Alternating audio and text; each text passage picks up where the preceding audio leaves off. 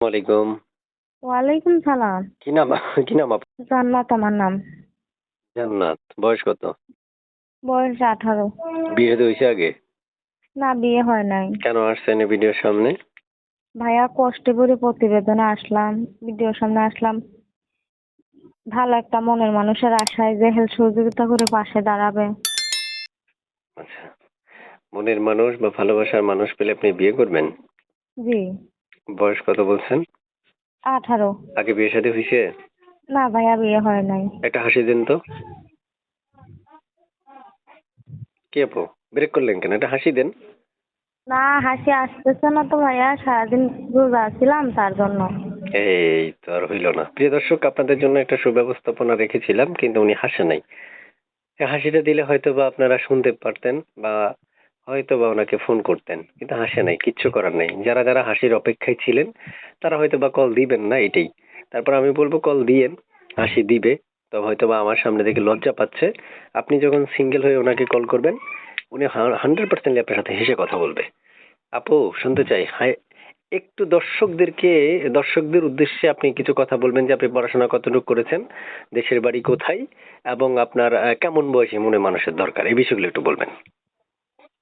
না ভাইয়া, আমার বয়স নিয়ে কোনো আপত্তি নাই। ভালো একটা মনের মানুষের দরকার যে হেল্প সহযোগিতা করে পাশে দাঁড়াবে। আমি তেমন একটা পড়াশোনা জানি না। আমার এই নাম্বারে ইমো আছে, পারলে ইমোতেও কল দিতে পারে, পারলে নাম্বারেও কল দিতে পারে, কিন্তু ভিডিও কলটা না দিলেই হবে, কারণ আমার ক্যামেরাটা নষ্ট।